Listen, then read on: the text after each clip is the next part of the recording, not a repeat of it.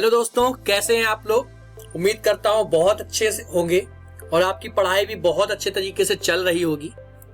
अपने previous lecture में हम लोगों ने डिस्कस कर लिया था बहुत सारी इंपॉर्टेंट जो चीजें हैं आपका chapter the making of a global world, उसमें आज हम लोग उसके आगे डिस्कस करेंगे कि आखिरकार चीजें और कैसे बदलने वाली हैं।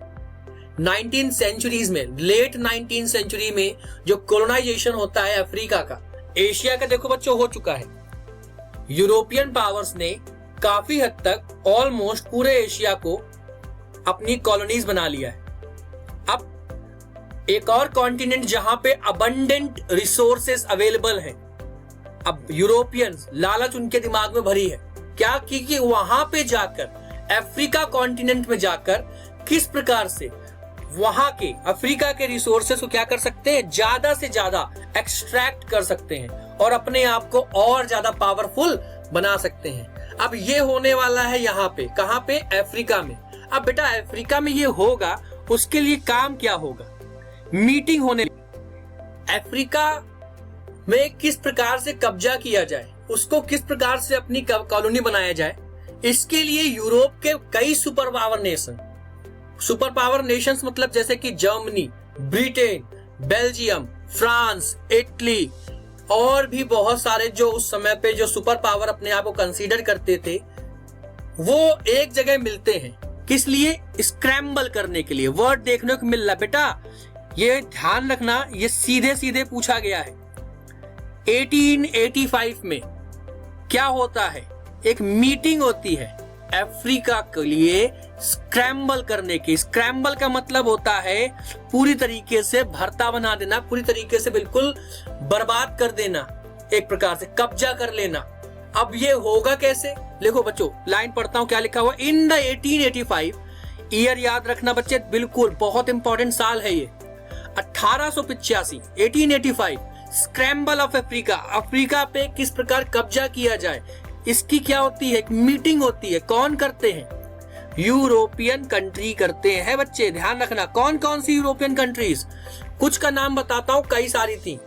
कौन कौन उनमें से है, जैसे कि Britain, Germany, France, Italy, Belgium, Netherland और बहुत सारे बड़े बड़े, ऑस्ट्रिया, ये सब देश एक साथ मिलते हैं। कहां मिलते हैं यह भी पूछा गया आपके एग्जाम में एमसीक्यू में। जर्मनी की कैपिटल बर्लिन में मिलते हैं, याद रखना। और अगर मैं बात करूं 1885 की, तो चैप्टर नंबर 2 में इस साल में एक इंसिडेंट हुआ था, नेशनल जो आपका नेशनलिज्म इन इंडिया है, उसमें एक ध्यान रखना, इस साल पे इंडियन नेशनल कांग्रेस की स्थापना होती है, स्टैब्लिशमेंट ईयर है इंडियन नेशनल कांग्रेस का। क्या लिखा हुआ है, where European countries to control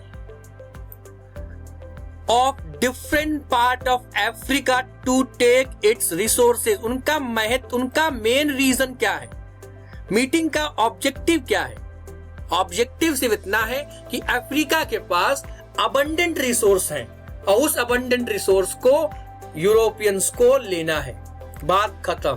क्योंकि जितना ज्यादा रिसोर्स को हम वहां अफ्रीका से ऑब्टेन करेंगे यूरोपियंस, वो उतना ज्यादा पावरफुल होते जाएंगे। अब करा क्या जाए, मीटिंग किया जर्मनी में 1885 में, चलो बढ़िया ठीक है कि इतने हिस्से पे तुम कर लो, इतने हिस्से पे तुम कर लो, वो अपना उन्होंने डिसाइड कर लिया।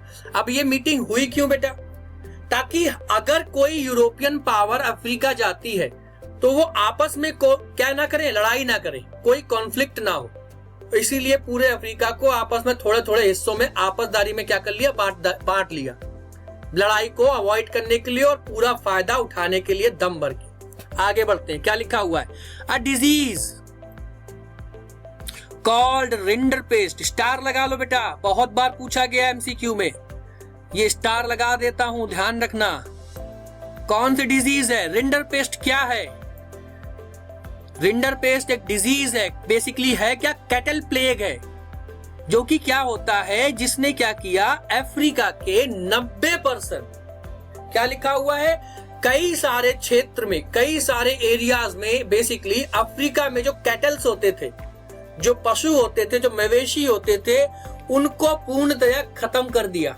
अभी रिसेंट में आप लोगों ने सुना होगा कैटल्स में एक बीमारी फैल रही थी, गाय में, काऊ में, लंपी नाम की, ऑलमोस्ट सिमिलर टू दैट ध्यान रखना कौन सा वायरस फैला, जानवरों में, कैटल्स में रिंडरपेस्ट नाम का वायरस फैला। ध्यान रखना बच्चों, ठीक है। जिसने क्या किया, कहीं ना कहीं अफ्रीका के ऑलमोस्ट पूरे अफ्रीका के कई सारे जो हिस्से हैं वहां पे 90% 90% से ज्यादा जानवरों को खत्म कर दिया।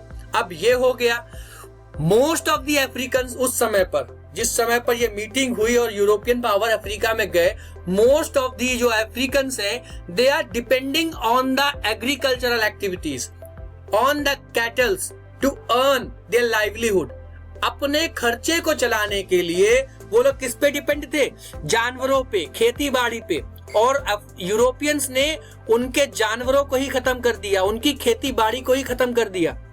और जिसकी वजह से क्या देखने को मिलता है बेटा, forcing many Africans to work for the low wages. क्योंकि भैया फैक्ट्री लगा रहे हैं अफ्रीका में, यूरोपियंस क्यों जा रहे हैं, जैसे इंडिया में फैक्ट्री लगाई और इंडिया के बिजनेस को खराब कर दिया, उसी प्रकार से अफ्रीका में फैक्ट्री लगाई और अफ्रीका के जो बिजनेस थे लोगों के पास वो बर्बाद कर दिया, खेती बर्बाद कर दिया, जानवरों को मार डाला, ताकि क्या कर सके, उनकी फैक्ट्री में अफ्रीकन कम से कम वेजेस पे काम करे। देखो बेटा लिखा हुआ कम से कम वेजेस, लो वेजेस पे काम करे, ठीक है। वही चीज लिखा हुआ बर्लिन कॉन्फ्रेंस होती है 1885 में, जो ऊपर मैंने बताया आपको।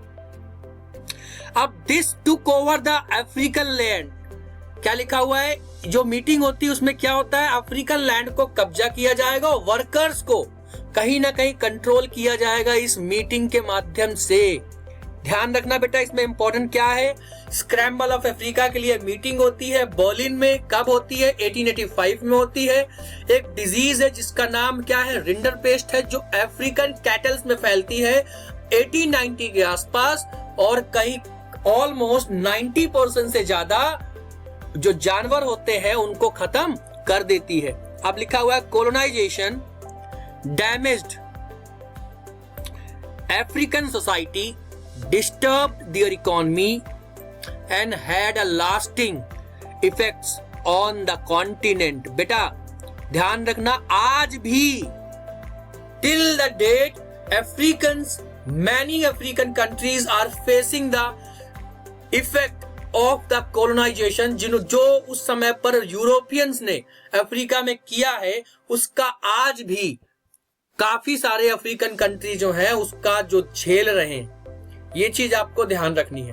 पूरा हेडिंग में जो मैंने बता दिया है, पहला पॉइंट आपको स्क्रैम्बल ऑफ अफ्रीका याद रखना है, 1885 में हुआ था, बर्लिन में हुआ था। दूसरा रिंडरपेस्ट नाम का वायरस फैलाया जाता है, ध्यान रखना, जो कि 90% से ज्यादा अफ्रीकन कैटल्स को खत्म कर देता है और जिसकी वजह से अफ्रीकन्स कम कीमतों में काम करने के लिए मजबूर हो जाते हैं। उम्मीद करता हूं आपको ये चीजें बहुत अच्छे से समझ में आ गई होंगी।